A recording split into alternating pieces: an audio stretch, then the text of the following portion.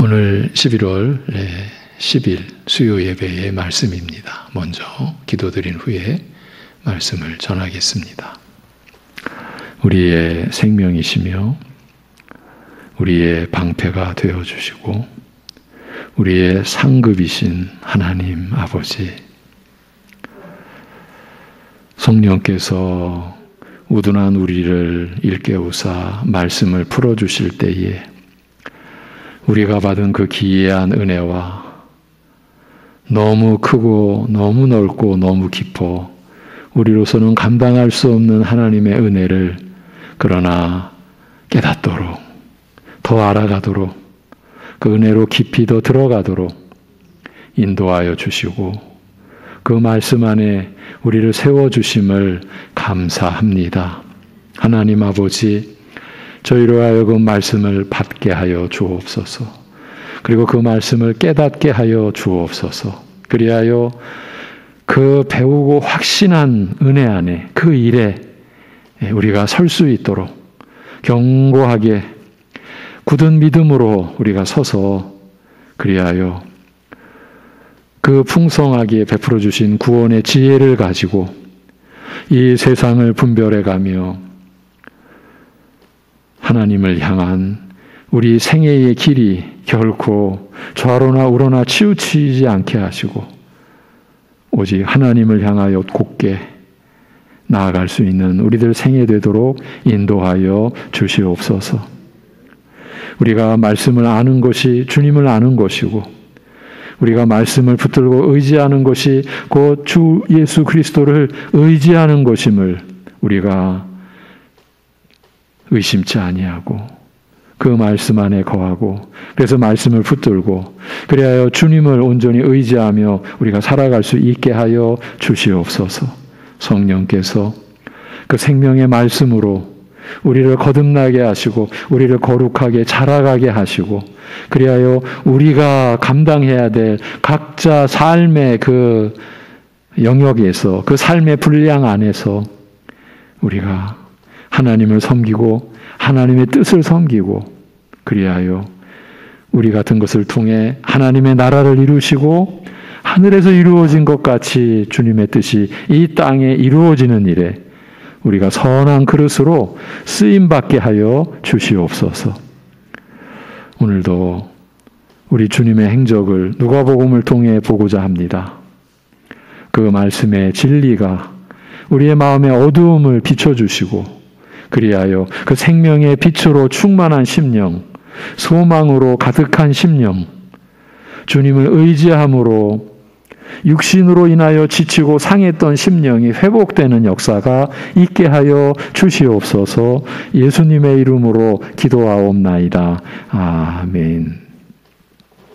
본문은 누가복음 5장 17절에서 26절 말씀입니다. 누가복음 5장 17절에서 26절. 죄 사함의 권세, 이 제목으로 오늘 말씀을 전하겠습니다.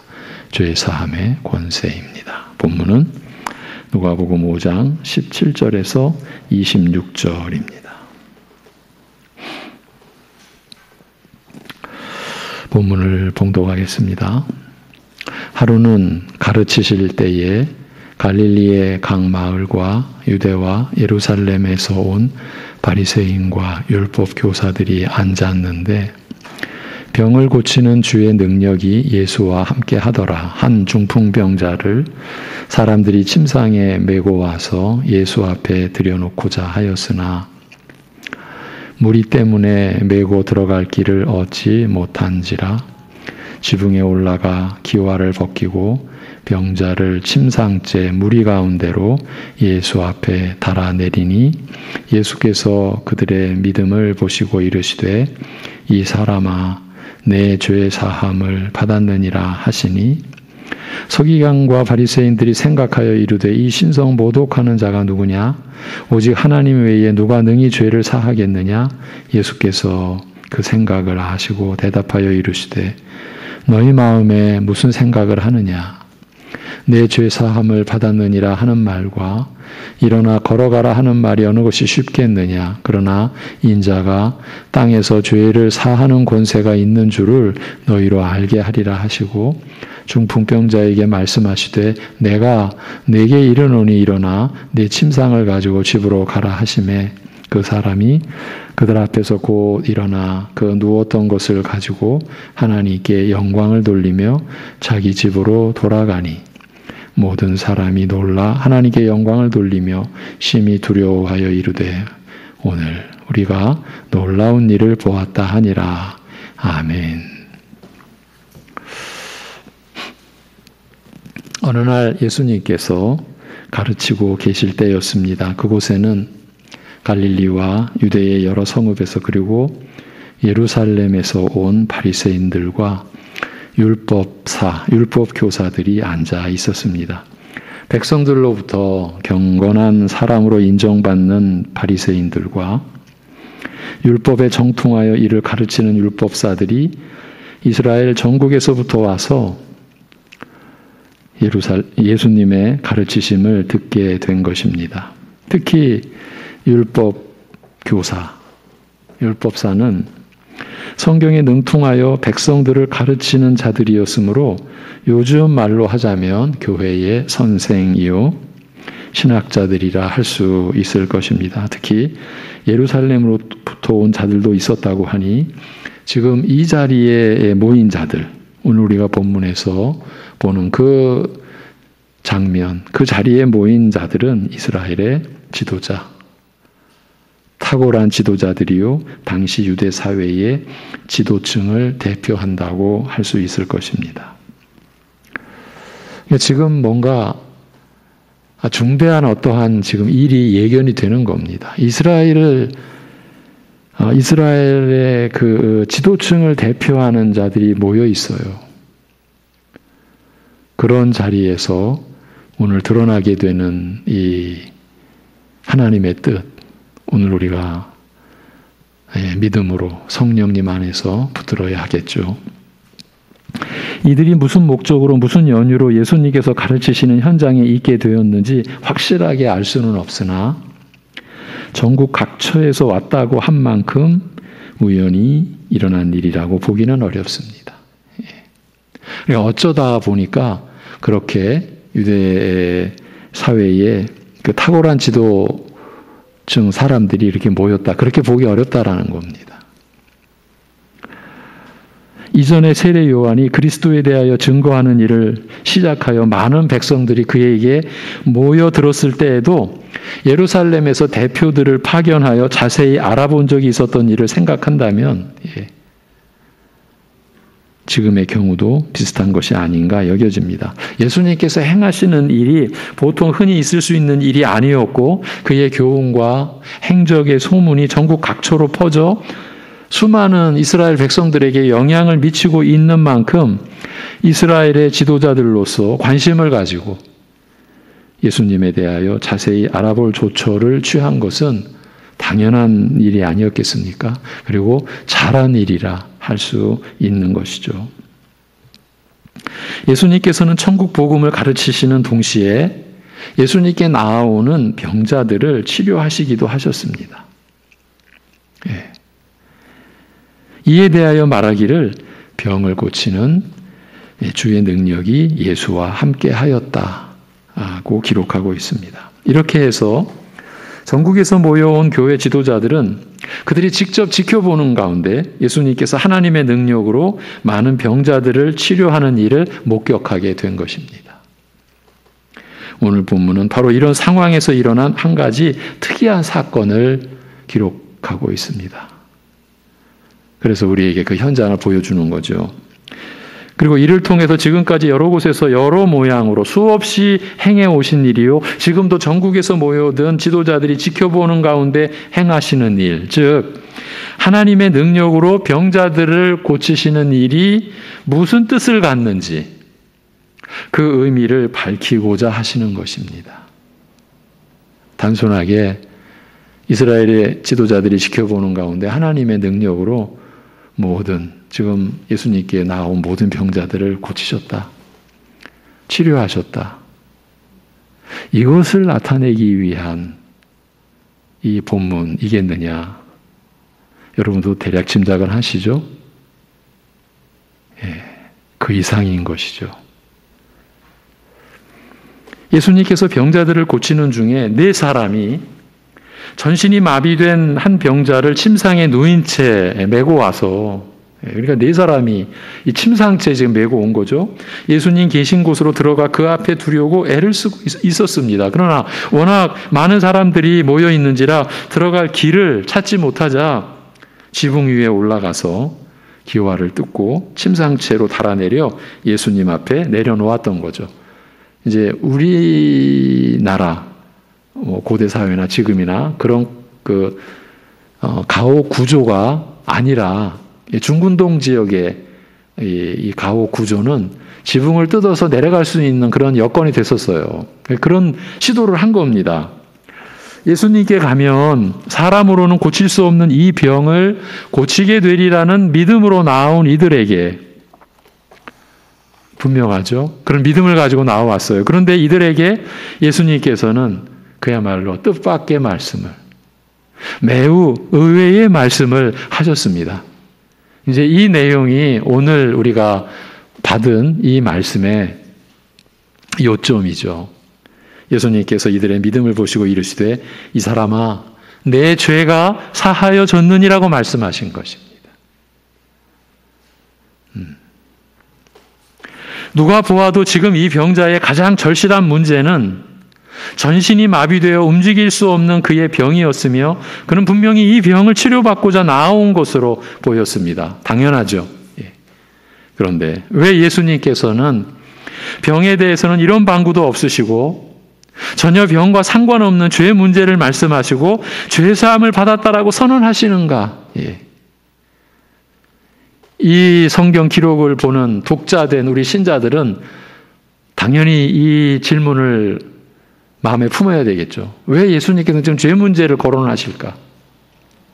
그래서 성경 말씀은 그 어느 성경이나 그 말씀의 흐름을 우리가 늘 쫓아가야 돼요. 우리 지난주 나병 환자를 고치시는 예수님의 역사를 우리가 봤잖아요.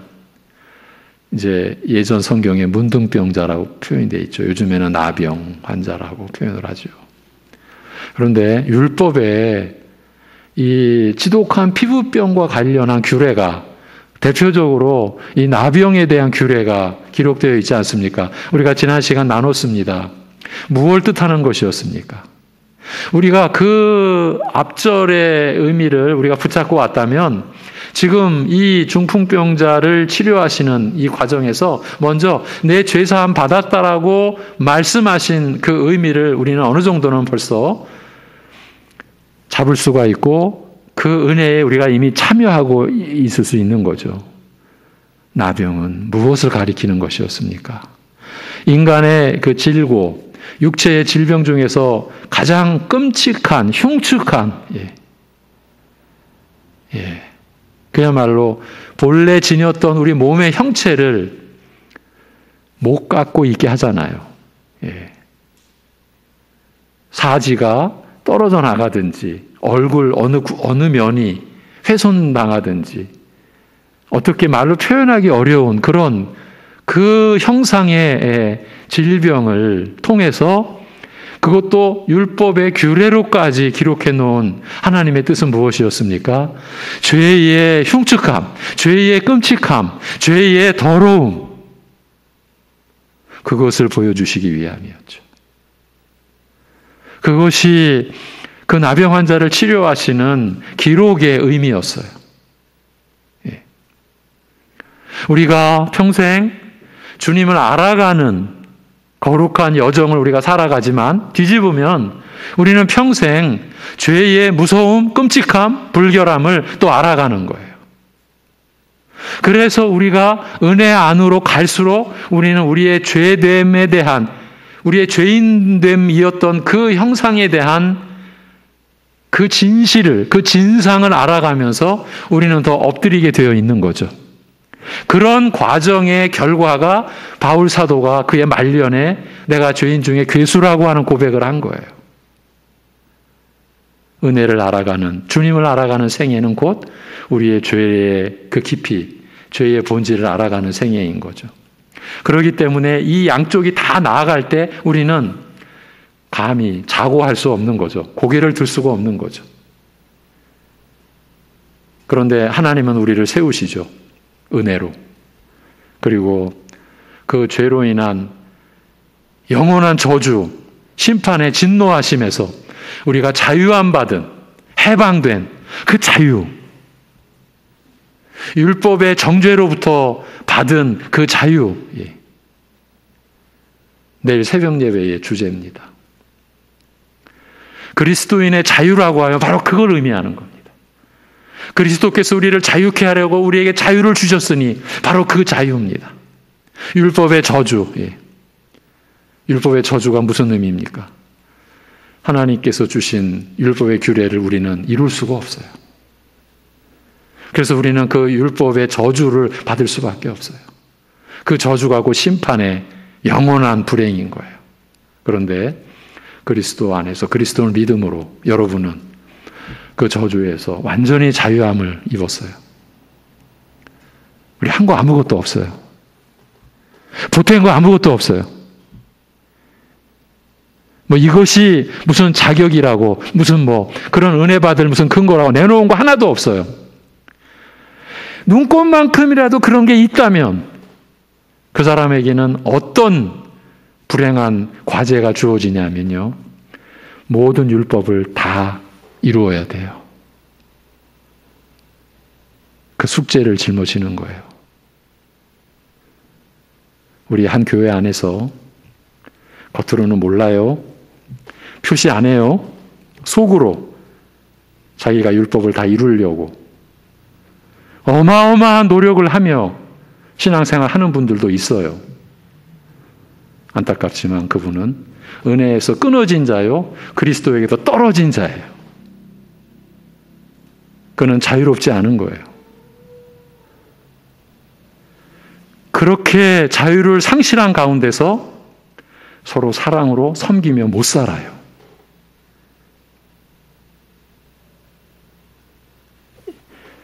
오늘 새벽에, 또 그 이전에 내일 새벽에도 좀 나눌 내용을 먼저 좀 소개가 됐네요. 무슨 말씀을 드리려고 했었습니까? 죄.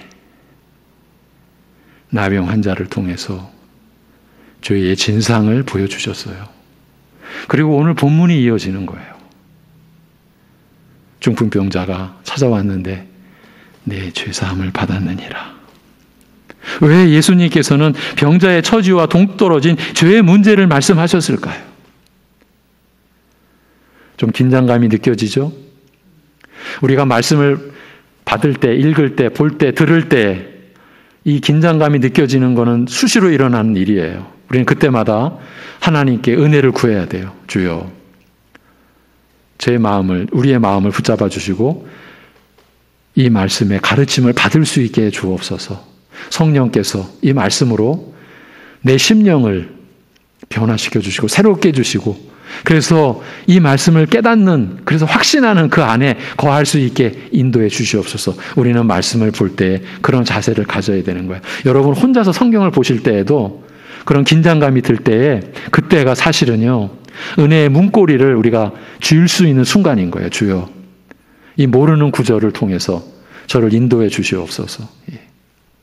지금 이 순간이 그런 순간이에요. 왜 느닷없이 죄 문제를 거론하셨을까? 그러나 예수님께서 무의미한 말씀을 하신 것이 아니라면, 예수님께서는 병자 자신이나 또 모여있는 모든 사람들이 그의 병 고침에서 죄사함의 의미를 발견하기를 요구하신 것이라고 할 수 있어요. 병 고침을 통해서 죄사함의 그 은혜, 그 의미를 깨달으라, 이걸 요구하신 것이라 할 수 있는 거예요. 예수님께서는 그에게 나오는 각색 병자들을 치료하신 것에서 단순히 육적인 병을 고쳐 온전케 하는 것만 보기를 원치 않으신 것이에요. 거기에는 그 이상의 의미가 있음을, 죄의 사함을 얻게 함으로써 죄에서 놓여나게 하는 은혜와 능력이 있음을 보기를 원하신 것이에요.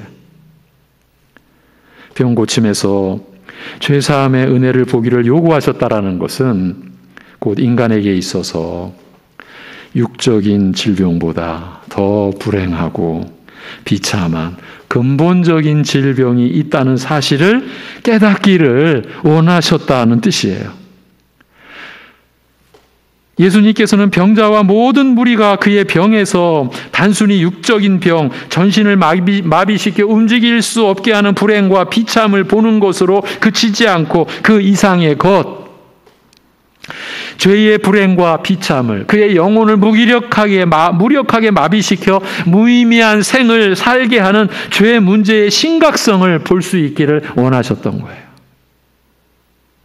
육체의 질병의 그 고통으로부터 그것만 붙잡는 것이 아니라 우리 인간의 진정한 불행과 비참, 그 죄로 말미암아 비롯된, 그래서 우리의 영혼을 무력하게 마비시키고 무의미한 생을 살게 하는 그 죄의 심각성을 볼 수 있기를 원하셨던 거예요. 인간에게 참으로 심각한 병은 그의 영적인 병임을 일깨우고자 하신 것이에요. 인간이 경험하는 모든 악하고 비참한 것들이 근원적으로는 죄의 문제로 귀착된다라는 사실을 보이고자 하신 것이에요. 어쩌면요, 중풍병자 자신도 예수님께 나아올 때 단순히 육신의 병만을 낫기 원하여 나오지 않았는지도 모릅니다. 그는 단순히 예수님의 병 고치는 능력에 대한 소문만 들은 것이 아니라 그가 천국에 관하여 가르치시는 말씀에 대하여서도 들었을지 모르며 그에게는 육신이 낫고자 하는 바람만이 있었던 것이 아니라 죄에서 구원하여 온전케 하시는 영적 은혜를 더 간절히 사모하고 있었는지도 모릅니다. 그러니까 지금 병 고치시는 역사는 표적을 행하시는 거예요. 그 표적은 가리키는 것이라고 했어요. 우리가 표적을 하면, 표적을 우리가 생각했을 때 유대인들의 그 실패, 참담한 실패, 그 이적이 워낙 엄청난 이적이었기 때문에 유대인들의 실패가 두드러지게 또 드러나게 된 그 장면이 어디였죠?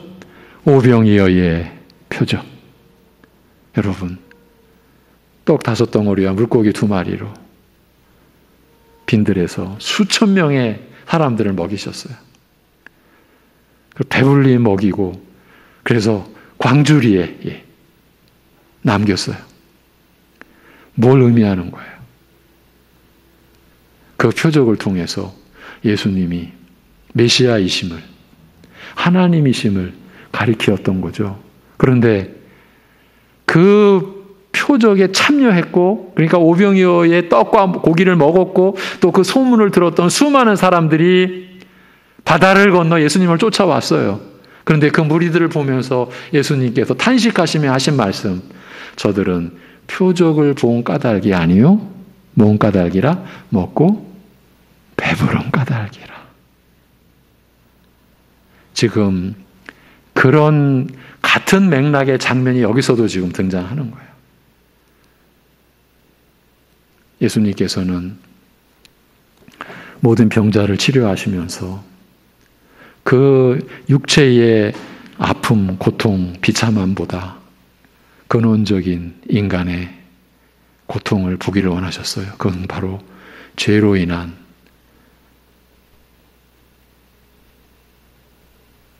저주와 불행과 고통, 그거를 보라. 예.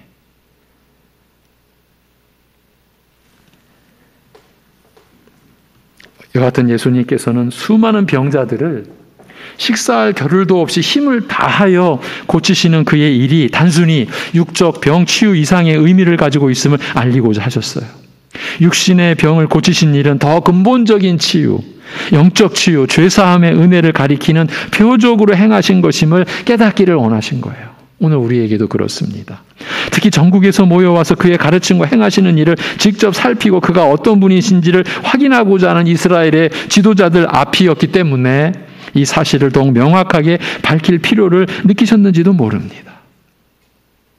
병고침을 받고자 온 사람에게 내 죄가 사하여졌느니라고 말씀하신 것은 병자에게 가장 절실한 문제를 제쳐두고 엉뚱한 죄 문제를 거론하셨다라는 점에서 의외의 일이었을 뿐 아니라 동시에 예수님의 말씀은요, 매우 심각한 문제를 야기할 수 있는 것이었어요.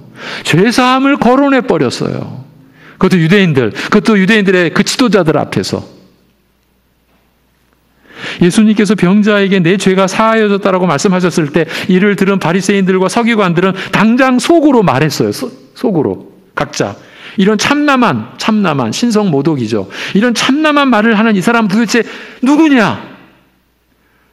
이 사람은 도대체 어떤 존재냐? 어떤 자냐? 하나님 한 분 외에 누가 죄를 사할 수 있다는 말이냐? 참으로 존경할 만한 지도자들이요, 성경에 능통한 선생과 신학자들이라 할 만했습니다. 이들은 예수님의 대답이 함축하고 있는 심각한 문제점을 즉각 포착했기 때문입니다. 죄를 사한다라는 것은 오직 하나님만이 하실 수 있는 일이요, 결코 여느 인간이 할 수 있는 일이 아닙니다. 성경에 능통한 이들은 예수님의 말씀에서 이러한 문제점을 예리하게 파악했고 이 점에 있어서 이들은 참으로 옳았죠. 다만 그들은 그들 앞에 서 계신 예수님께서 우리와 같은 인간이신 동시에 참 하나님이심을 알지 못하였습니다. 그들은 예수님을 사람으로만 보았기 때문에 죄를 사하시는 예수님에 대하여 참남한 자라 하여 경노하였던 것입니다. 오병이어의 현장에서 그야말로 이적의 역사 아닙니까? 그 오병이어로 축사하시고 기도하시고 감사하시고 제자들이 계속 떼어주고 나눠주는데 그것이 끊임없이 나오며 거기에 있는 사람들을 다 먹이고 12광줄이 담아놓고 하는 그런 역사. 근데 그런 역사를 통해서 예수님이 누구신가가 저들의 마음속에 들어왔어야 되는 거잖아요. 아, 이분이 하나님이시구나. 오실 메시아이시구나. 모세에게 예언되었던 모세를 통해 계시되었던 그 한 선지자, 바로 이분이시구나. 그런데 먹고 배부른 거, 그걸 붙들은 거예요. 그래서 뭐라고 예수님을 뭘로 세우려고 했죠? 우리 임금으로 세우자. 지금 이 자리에서도 똑같은 일이 벌어지고 있는 거예요.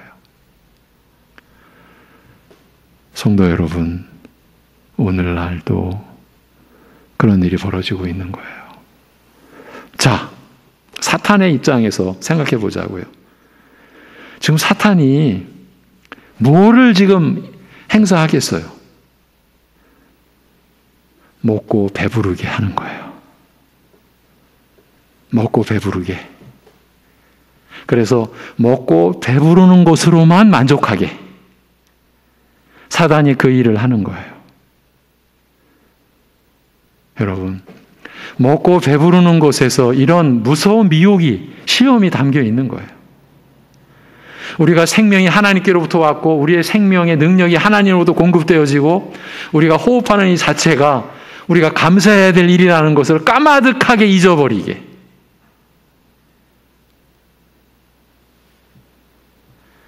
그래서 제가 여러분과 제가 새벽에 기도할 때에 제 심중에는 언제나 거의 오늘도 하나님의 생명으로 살게 됨을 감사하는 그런 고백. 그걸 제가 표현을 안 해도 제 심중에는 오늘도 하나님의 생명으로 살아가오니 이 생명 안에 하나님의 사랑이, 하나님의 뜻이 담기게 하여, 그래서 주의 백성들이 하나님의 생명으로 살아가는 그 안에 하나님의 사랑을 담아 나누고 베풀고 살아가는 하루를 그렇게 소망하고 여러분과 함께 하루를 여는 그 시간을 갖는 거예요. 근데 사단은 먹고 배부르게만 만드는 거예요. 똑같은 역사가 치유의 현장에도 나타나는 거예요. 사단은 뭐만 해요? 치유케만 하는 거예요. 여러분, 우리 부천이 금연에서 부끄럽지만 대표적인 동네였잖아요. 여기서 일어났던 한 사이비 단체가 60년대는 저는 어릴 때였으니까 몰랐죠. 그런데 60년대 그 한강변에서 이 단체가 집회하는 그 집회를 참여했던 분들의 증언을 들으면요. 그 당시에 차가 있겠습니까? 트럭이. 그런데 목발을 트럭에다가 담아가지고 가는 그 차량이, 그걸 본 사람들의 증언은, 그러니까 그때 목발 짚고 온 사람들이 그 목발을 다 버렸던 거예요. 치유의 역사가 일어난 거예요. 사람들은 여기 하나님의 역사가 임했다고, 일반 신자나 수많은 목회자들이나 그 은혜 받겠다고, 그 능력 받겠다고, 그 한강변 백사장, 지금과 같은 구조가 아니죠. 60년대니까 몰려들었어요. 그런데 그 집단의 모습이 어떻습니까? 얼마나 많은 영혼들을 그야말로 비참하게, 특히 청춘 남녀, 이렇게 표현해도 되겠죠. 그 어린 남자 여자들, 그들의 생명을, 그들의 영혼을 완전히 노략질하고, 거기에 이제 관계된 가족들까지 생각해 보시면 그야말로 헤아릴 수 없는 많은 사람들을 현재적 지옥의 고통 속에 평생을 살게끔 그렇게 만들었어요. 그런데 그렇게 만드는 그 단초가 치료의 역사예요. 치유의 역사예요. 이 사탄이 하는 일인 거예요. 치료만 보게 하는 거예요. 그래서 우리로 하여금 그 육신의 치료에 끝나도록, 만족하도록, 이런 의미로 오늘 본문은 우리에게 주는 의미가 사실은 엄청난 거예요.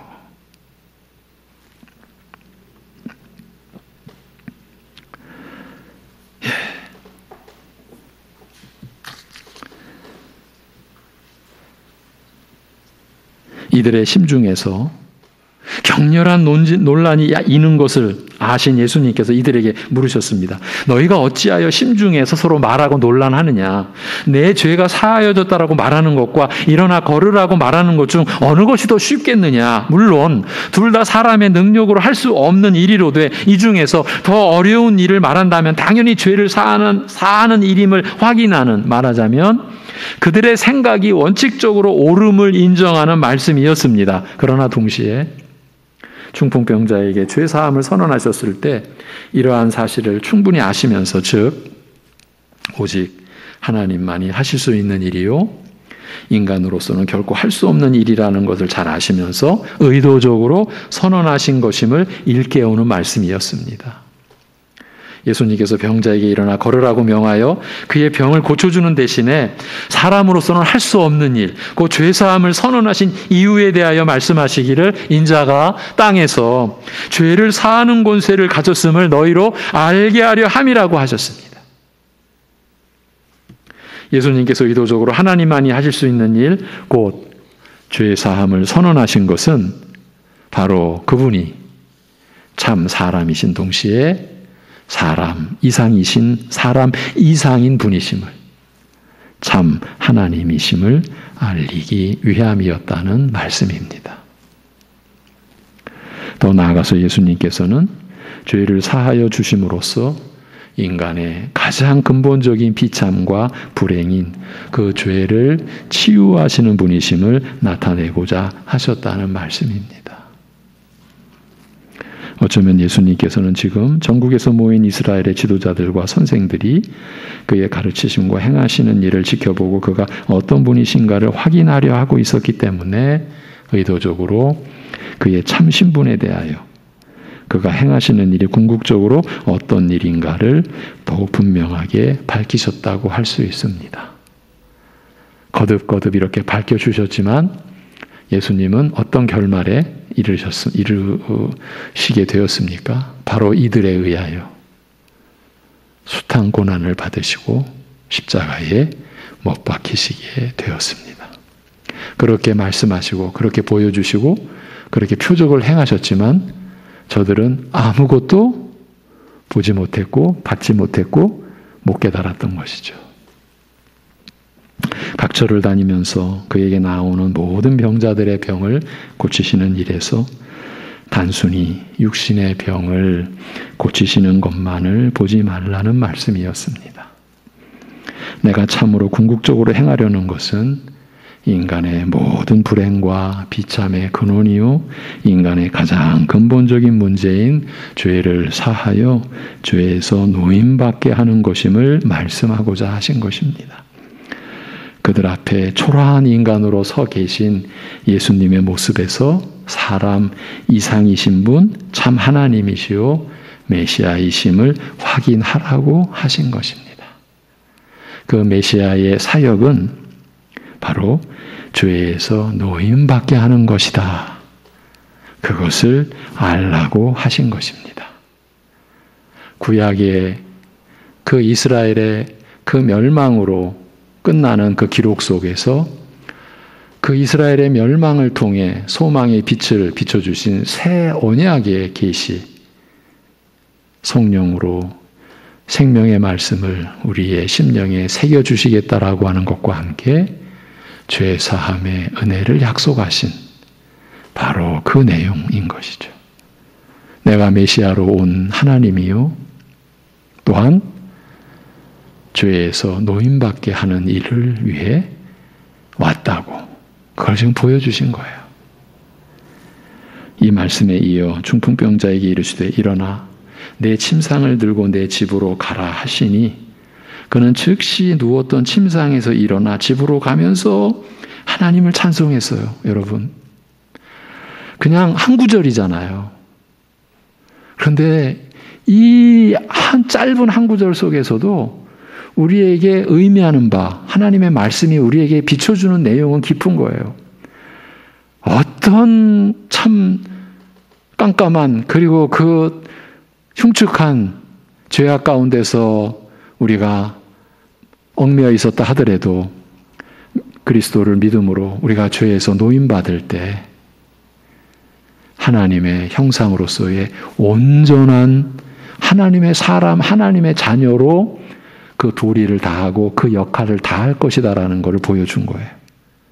앞절에도 어떤 기록이 나옵니까? 베드로의 장모를 치료했을 때도요. 즉시 일어나 그 사람들을 섬기더라. 여러분, 그 구절이, 그 짧은 구절이 그냥 아무 생각 없이 읽고 지나갈 게 아니에요. 우리가 하나님의 은혜를 입고 죄에서 노임받고 그렇게 됐을 때 하나님의 사람, 하나님의 자녀로서의 본분을 다하게 된다라는 것을 암시해 준 구절. 여기서도 그런 거예요. 우리가 단순하게 즉시 일어났네. 그렇게 우리가 받는 것도 필요하지만 더 깊은 것은 이렇게 하나님을 찬송하는 본래의 모습이 우리를 연약함에서 질병에서 죄악에서 우리를 구원하여 주시는 그 목적이 여기에 있었구나. 그걸 보여주신 거죠. 그래서 모든 무리가 크게 놀라며 하나님을 찬양하며 두려움으로 가득하여 말하되 우리가 오늘 도저히 생각할 수 없는 일을 보았다. 상상할 수 없는 일을 경험했다라고 하였습니다. 예수님께서 병자들을 고치신 것은 우리의 영적 불행과 비참을 불쌍히 여기사 행하신 것이기도 하나 근본적으로는 상상할 수 없는 하나님의 은혜와 능력을 가리키는 표적으로 행하신 것이었어요. 그 상상할 수 없는 하나님의 은혜와 능력, 지금 이러한 표적으로 가리켜 주신 그 하나님의 그 은혜와 능력으로 우리가, 저와 여러분이 영생을 상속받게 되는 자로 이 연약한 육신을 가지고 이 땅을 살면서 이 세상에 속한 자가 아니라 하나님 나라, 하나님께 속한 자로. 그래서 하나님이 우리의 하나님이요 우리는 하나님의 백성인 자로. 더 깊이 들어가면 하나님을 소유한 자로. 얼마나 여러분 기가 막힌 겁니까? 우리가 어찌 감히 하나님을 소유했다고 말합니까? 이게 성경에 나와 있으니까. 내가 너의 상급이라고 말씀하시지 않았습니까? 그런 은혜로 우리가 살게 되는데 무엇으로? 이 상상할 수 없는 하나님의 은혜와 능력으로 그 능력을 입어서. 예. 그 은혜와 능력을 가리키는 표적으로 오늘의 역사도 예수님께서 일으키신 것이었어요. 예수님은 모든 사람들이 예수님에게서 바로 이 기이한 은혜와 능력을, 죄사함의 은혜와 능력을 발견하기를, 그 죄사함의 은혜와 능력을 붙잡기를 원하셨던 거죠. 이 죄사함의 은혜와 능력을 발견하고 이 은혜 안에 거하는 우리에게 있어서 하루하루는 전혀 새로운 의미가 되는 거예요. 그래서 새 찬송으로 하나님을 높이며 하나님 앞에서 우리가 살아가게 되는 거예요. 예. 우리의 일상의 여러 가지 일들이 그저 나를 어렵게 하거나 나를 고통스럽게 하는 거나 그런 차원으로 끝나는 게 아니라고요.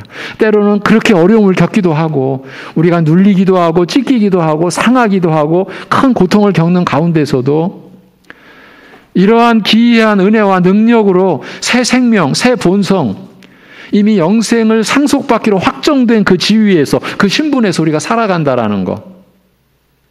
우리는 이렇게 예배를 드리며 말씀을 통해서 그런 우리의 인생의 의미, 우리의 삶의 그 참 가치를 우리가 확인받고, 그래서 우리가 또 새로운 용기를 가지고 우리의 평범한 매일매일을 우리가 받게 되는 거예요. 예. 여러분에게 이러한 은혜가 성령님 안에서 임하게 되고, 그래서 매일매일이 하나님을 향해서, 그리고 하나님으로 인해서 새로워진 의미와 가치로 살아가는 그 기쁨이 바로 여러분이 누릴 매일매일의 것이라고 하는 것을 깊이 우리 각자 일깨움 받기를 기원합니다. 하나님 아버지,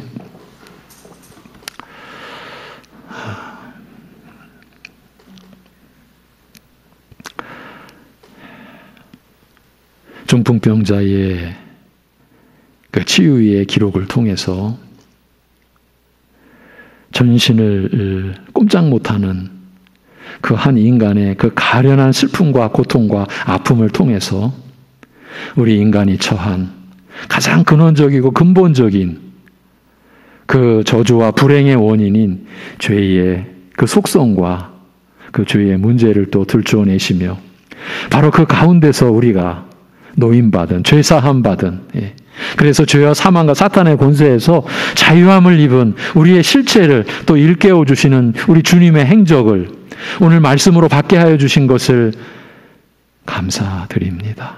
하나님 아버지, 우리가 살아가면서 겪는 숱한 어려움과 또 때로는 또 하나님의 은혜로 겪는 모든 일의 잘됨 속에서 그 현실의 아픔과 현실의 잘됨을 붙잡는 것이 아니라 그 이상, 그 고통 속에서 우리와 함께 하시고 우리의 연약함을 체휼하시고 우리를 도우시고 때를 따라 돕는 은혜를 베풀어 주시는 그 주님의 뜻을 우리가 발견하고, 잘 되는 상황 속에서도 하나님의 은혜가 우리에게 무엇을 나타내 주는 것인지 그 은혜를, 그 의미를 우리가 알고자 주님 앞에 나아가고, 그래서 하나님의 말씀을 우리가 늘 보고 읽고 들으면서 그러한 깨달음을 가지고 우리가 하나님 앞에서 살아갈 수 있도록 우리를 인도하여 주시옵소서.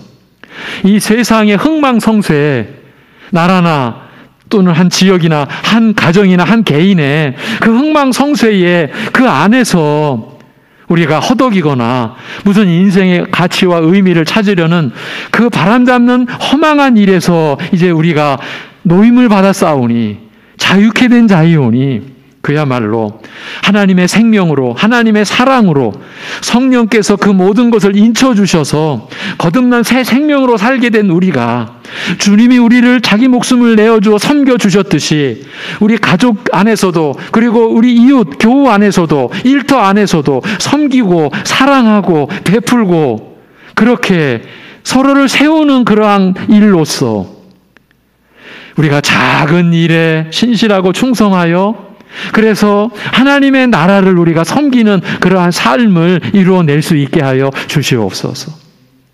우리 각자에게 주어진 무슨 인생의 일이 하나님이 우리에게 맡겨주신 일이기는 하나 그 일을 통해서 하나님이 우리에게 바라시는 바를 말씀을 통해서 성령이 인도해 주시는 바를 우리가 깨닫게 하여 주시옵시고 그렇기 때문에 우리의 일상 어제도 오늘도 비슷할 것 같은 그 일상 속에서 하나님이 하시는 일을 우리가 소망하고 기대하고 그래서 하나님께 우리 자신을 내어 맡기고 그래서 하나님께서 우리를 통해 이루어 가시는 일을 바라보고 소망할 수 있는 전혀 다른 눈을 가지고 전혀 다른 인생의 안경을 쓰고 우리를 생각하고 하나님이 우리에게 베풀어 주신 의미를 우리가 되새기며 살아갈 수 있는 우리들 되게 하여 주옵소서. 하나님의 사람이 되었사오니 하나님의 자녀들이오니 우리가 하나님을 향하여 이러한 목적과 이러한 의식을 가질 수 있도록 인도하여 주시옵소서. 중풍병자를 통해 죄의 무서움을 보게 하신 것과 같이 또 그 중풍병에서 노인받게 하신 그 일로 인해서 그가 우리 그 믿음의 선조가 받은 은혜가 무엇인가를 우리가 볼 수 있게 하여 주시옵시고 오늘 우리가 겪는 고통과 오늘 우리가 겪는 어떤 일이 잘 되는 상황 속에서 우리는 하나님의 뜻을 붙잡을 수 있도록 도와 주시옵소서. 현실적으로 여러 많은 우리 가족들이 어려움 가운데 있습니다. 상황의 어려움, 사회 경제적인 고통, 관계적인 아픔과 슬픔, 육신의 질고로 인한 큰 아픔과 고통을 겪고 있습니다. 그런 가운데서 자기를 신뢰하는 것을 다 내려놓고 주님만을 신뢰하는 법을 또 배우고 또 훈련하고 또 우리가 익혀감으로 인하여서 그 고통 때문에 주님과 동행하는 그 새로운 차원을 체험케 하시고 누리게 하시고 그로 인하여 주님과 함께 그 고통을 이겨나가는 하루하루 되도록 축복하시고 인도하여 주시옵소서. 모든 것을 주님께 의탁하오며 우리 주 예수 그리스도의 이름으로 기도하옵나이다. 아멘.